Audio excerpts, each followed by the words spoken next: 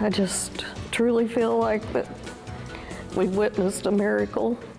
The family of a Buffalo man convicted of murder reacts as his conviction is now thrown out. And new tonight, the state tries to block a bond hearing in the case.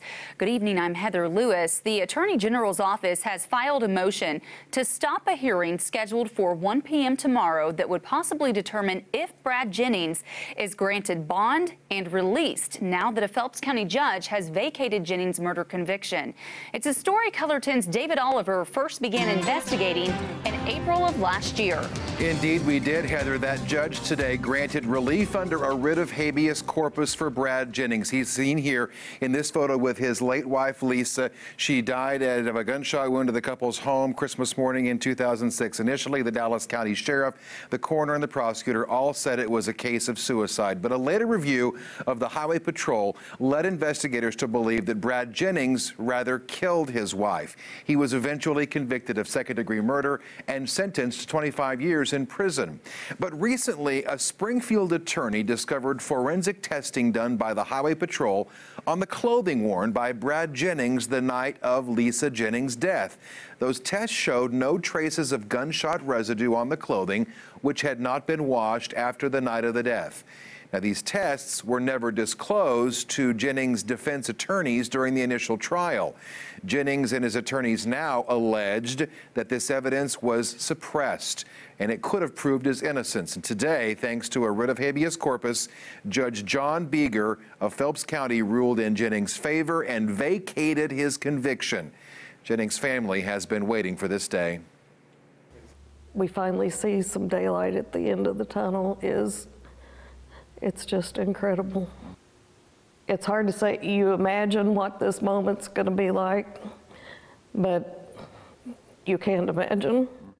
So again, the judge told the state today in his ruling to release Brad Jennings or schedule a new trial within 120 days. Jennings' lawyers then requested in their own motion that he be released on bond. But again, we learned tonight the Attorney General's office has now filed a motion, in fact, late today, to stop that hearing set for 1 o'clock tomorrow. So as of right now, here's where things stand. Jennings is a pre-trial inmate in the state of Missouri, simply charged with a crime, but presumed innocent until proven guilty.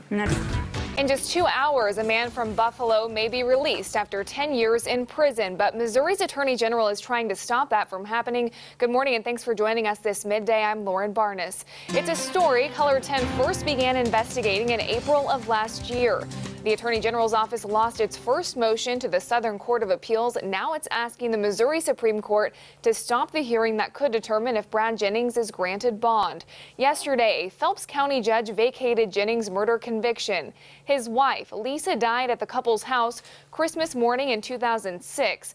Initially, the Dallas County Sheriff, coroner, and prosecutor all ruled the shooting death to be a suicide, but a later review of the case by the Highway Patrol led investigators to believe Brad Jennings killed his wife. He was eventually convicted of second-degree murder and sentenced to 25 years in prison. But recently, a Springfield attorney discovered forensic tests done by the Highway Patrol on the clothing worn by Brad Jennings the night of that death. The test showed no traces of gunshot residue on the clothing, which had not been washed after that night. These tests were never disclosed to defense attorneys during the initial trial. Jennings and his attorneys alleged that this evidence suppression could have proved his innocence. And yesterday, the judge ruled in Jennings' favor, vacating his conviction. Jennings' family says they've been waiting for this day. We finally see some daylight at the end of the tunnel. It's just incredible. It's hard to say, you imagine what this moment's going to be like, but you can't imagine. And the judge has told the state to release Brad Jennings or schedule a new trial within 120 days. Jennings' lawyers have requested he be released on bond, but again, the Attorney General's office wants the state Supreme Court to block it. Color 10 is in Rolla to see if that 1 o'clock hearing can go forward. And now from Color 10, breaking news. After 10 years in prison for the murder of his late wife, a Buffalo, Missouri man is today walking free. Following up on a story Color 10 first brought you back in April, our Colin Lingo is live from the Texas County Jail, where just a few minutes ago, Jennings reunited with his family. Colin, what was that like? Well, Heather, it was emotional and it was also brief. I'm going to paint the scene for you here outside the Texas County Jail. The defense team and Brad Jennings, they both came out those double doors down there. They walked down this sidewalk, and it was right about there where they met up with Color 10, and they explained for the first time Brad Jennings was a free man and not a convicted murderer. He then addressed the public. Here's what he had to say. How do you feel? Do you ever think this was going to happen? A lot better. I was beginning to wonder. It's been a while. But I'm sure glad to get out of there. I'm sure there's some people behind us that you're a little more eager to see. Yeah, I just want to thank everybody that worked on this. Bob Ramsey, and Elizabeth, and Dwight, McNeil, and all my family that stuck with me. Yeah, no, we've been covering since April about this, talking about you've never given up that you're innocent here. No. How hard was it to not give up hope? It was hard. You wonder sometimes if anything will ever happen, you know. But we made it. That's all that matters. What got you through it? Just believing I was innocent. Where do you want to go for dinner? Anywhere. So now the bond that Jennings is released on, it comes with a few conditions. One of those being he's prohibited from possessing a firearm. The other, he is banned from contacting a select number of his late wife's surviving relatives. And while the family members he reunited with out here on this sidewalk, we're happy to see he's back at home. Those surviving family members of his late wife, they were not excited. In fact, today we saw Lisa Jennings' daughter and sister take the stand in that Raleigh courtroom this afternoon. They expressed their concern for this judge's order. Both say Brad Jennings has ruined their life. As for what's next, well, today the judge gave the Attorney General 120 days to retry Brad Jennings. If that retrial doesn't happen, those charges against him are forfeited and they're dropped. But Jennings and his defense team told Color 10 today both are ready for just about anything. In fact, we asked Jennings right here on the sidewalk. He said, "I'm ready for just about anything these days." Reporting live, Colin Lingo, Color 10 News, Ozarks First. Well, his murder conviction in the shooting death of his wife has now been thrown out. Now a Buffalo man is speaking out about life after living behind bars. It's a Color 10 investigation follow-up to a story we first reported in April of 2017. Yeah, it all centers around a case involving evidence that a judge now says the state didn't turn over to a defense team in a murder trial. There are still unanswered questions tonight about that evidence that ended up setting an inmate free. Driving an ATV, feeding cattle in a field, two activities Brad Jennings of Buffalo didn't dream he'd be doing 1 week ago. When you were sitting there a week ago today, did you think you'd be sitting at home a week later? No, never even, no. The state prison in Licking is where Brad Jennings lived for nearly 10 years. Jennings was convicted of second-degree murder in the 2006 Christmas morning murder of his wife, Lisa. Although Lisa Jennings' death was initially ruled a suicide by 3 different agencies. That night, there was 3 deputies here, the coroner, the prosecutor, and the sheriff. And finally, when they left at, I don't know, 4 or 5 in the morning, you know, every one of them told me that they were sure it was suicide. Then as soon as all the gun residue and stuff come back, they ruled it suicide. But the Missouri Highway Patrol, at the request of one of Lisa Jennings' sisters, looked at the same case and called it murder. Sergeant Dan Nash was the lead investigator and relied heavily on blood spatter evidence to make his case that led to a conviction. Years later, one of Brad Jennings' attorneys discovered a piece of evidence at Troop D headquarters that raised new questions about the conviction, a forensic test ordered by Sergeant Nash and the Highway Patrol on a robe worn by Brad Jennings the night of his wife's death. It showed no trace of gunshot residue, suggesting Jennings didn't fire a gun that night. The issue, that evidence was never turned over to Brad Jennings' original defense team.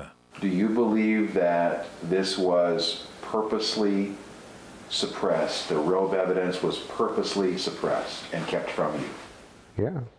Phelps County Judge John Beeger agreed. He ruled last week after a November hearing that the patrol and prosecutors had an obligation to disclose the robe test evidence.